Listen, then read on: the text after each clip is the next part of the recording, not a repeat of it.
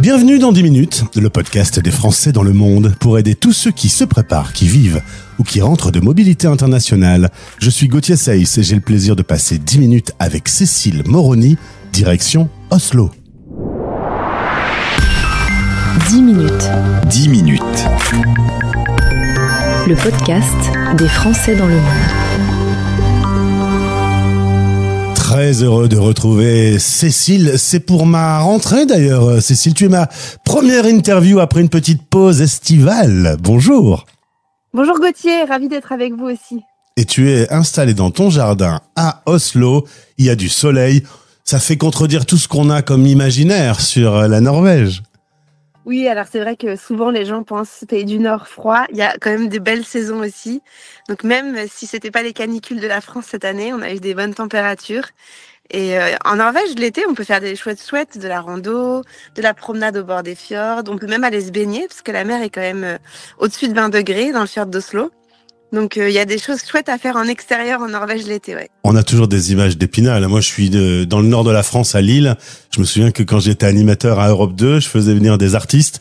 Ils avaient l'impression qu'ils allaient arriver sur une calotte glaciaire. On est bien d'accord que même si parfois il fait un peu froid et qu'il y a un peu de neige en Norvège, il y a aussi un été. Exactement. Donc disons qu'il y a un très bel été et un très long hiver qui est très joli aussi, mais ça dépend ce qu'on aime. En revanche, il y a des demi-saisons qui sont vraiment courtes. Printemps assez court et automne assez court, ouais. On profite quand même un maximum l'été de ces rayons de soleil. Ah ouais. Ici, ça a une valeur, le soleil. Les gens planifient leur journée au jour le jour et quand il y a du soleil, ils partent plutôt du travail. Ah ouais. Ils savent que l'hiver sera long.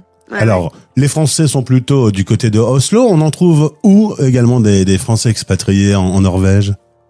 Je crois que selon les derniers chiffres de l'ambassade, il y a environ un peu au-dessus de 5000 Français installés en Norvège, dont plus des 2 tiers dans la région d'Oslo, et un certain nombre aussi autour de Stavanger, qui est une ville avec beaucoup d'expatriés dans l'ouest de la Norvège, avec beaucoup de gens qui ont des profils pour travailler dans l'énergie, le pétrole, le gaz, les énergies renouvelables. Très bien.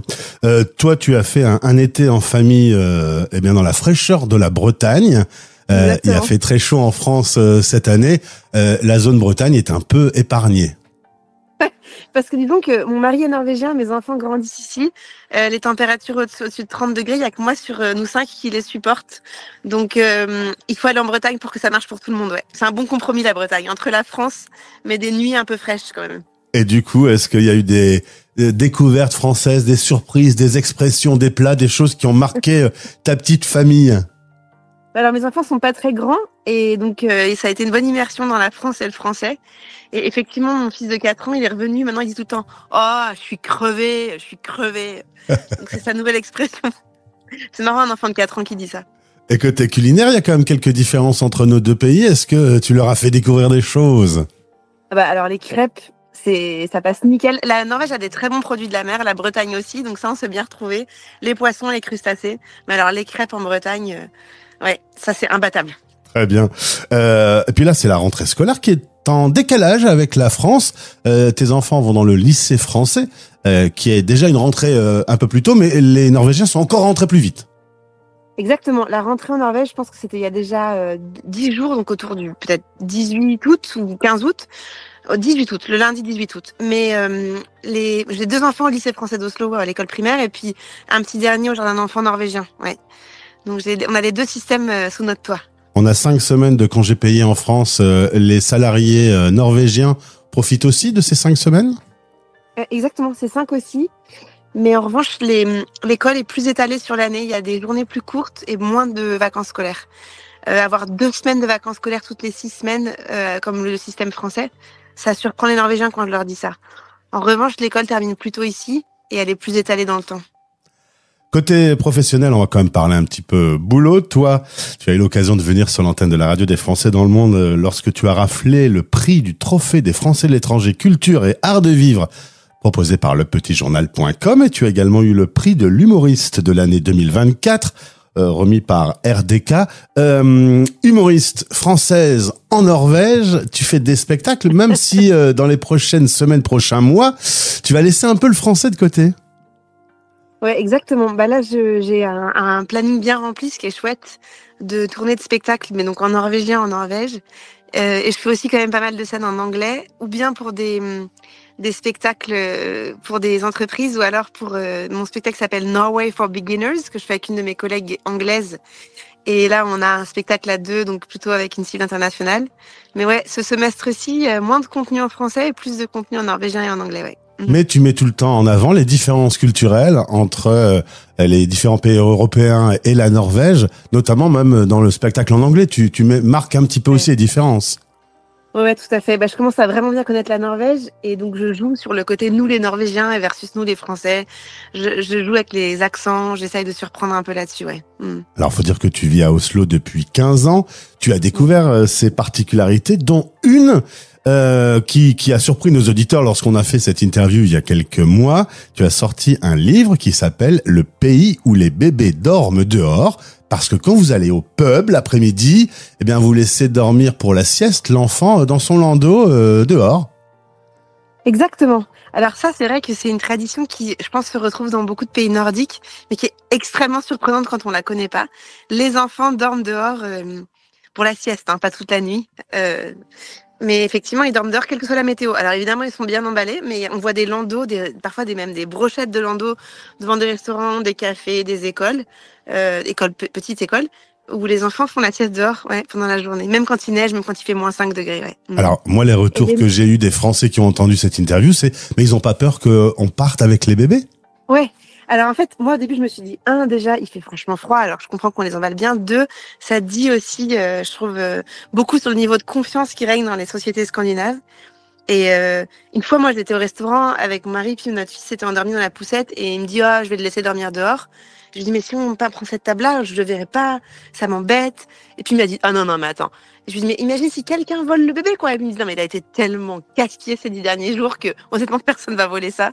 Donc, honnêtement, ils sont assez sarcastiques, et honnêtement, oui, les gens se font extrêmement confiance.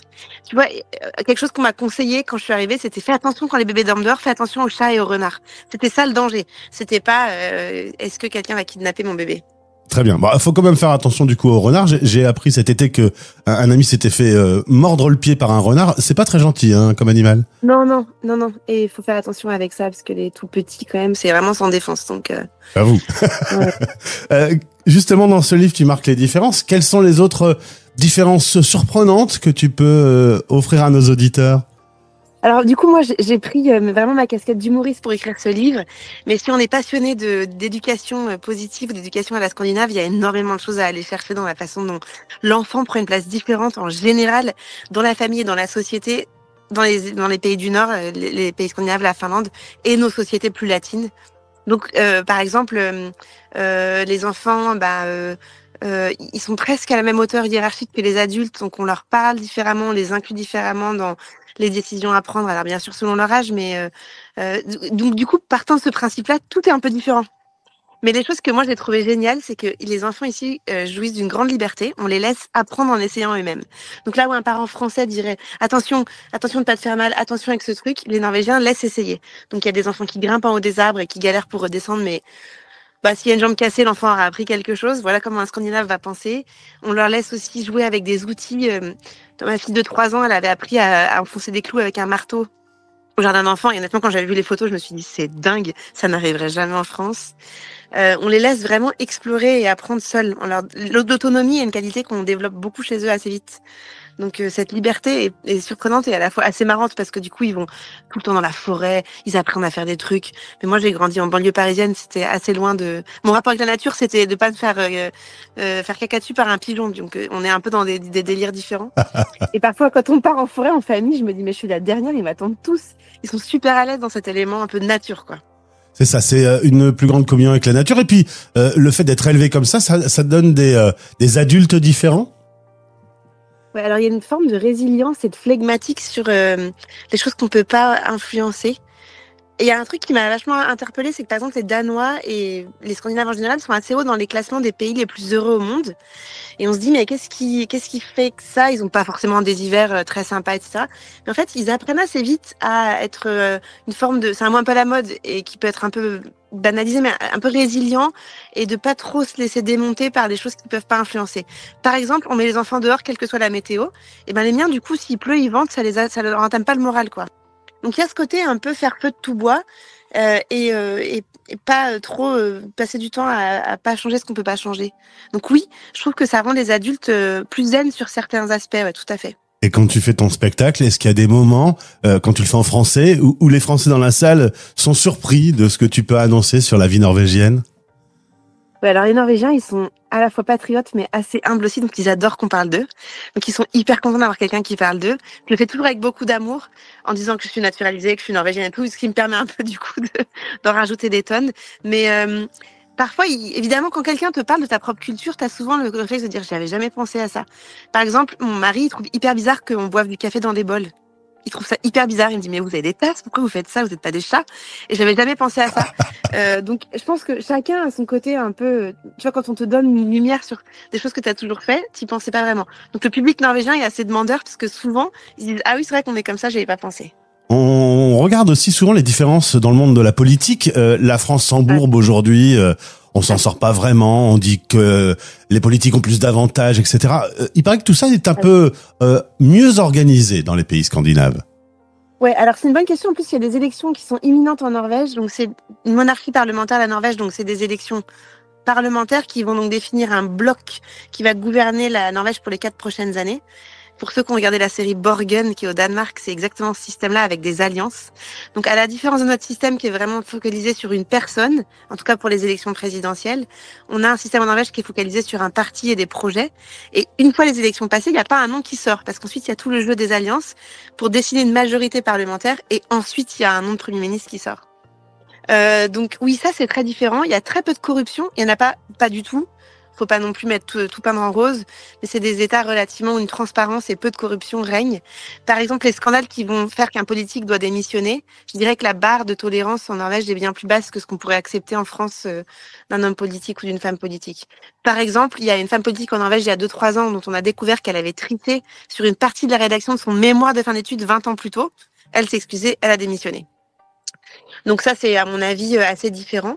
Mais il y a aussi effectivement cette ambiance où les partis sont relativement ramassés dans leur position. C'est moins polarisé qu'ailleurs, moins qu'aux États-Unis, moins qu'en France, moins qu'ailleurs. Question tragique, Cécile. Au bout de 15 années à Oslo, tu dois choisir ton pays de cœur. Ce sera la France, ce sera la Norvège?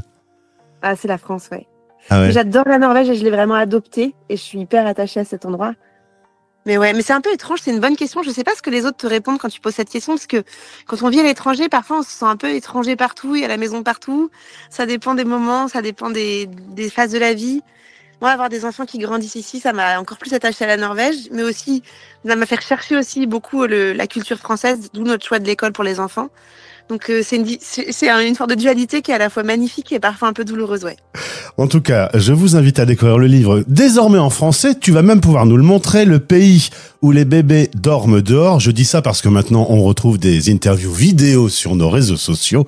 Nouveauté de cette rentrée, pour la 6e rentrée de la radio des Français dans le monde. Cécile Moroni, Le pays où les bébés dorment dehors, aux éditions Manda. Et ces éditions ont eu la bonne idée de faire une livraison offerte pour toute commande française et scandinave. Exactement. Merci beaucoup, Gauthier. Eh bien, je te souhaite le meilleur. Bonne rentrée à toi. Bon spectacle. Merci. Et à très vite. Et gros bisous d'Oslo à tous. Vos podcasts sur la mobilité internationale sont sur fdlm.fr Français dans le monde. et sur YouTube en cherchant Français dans le monde.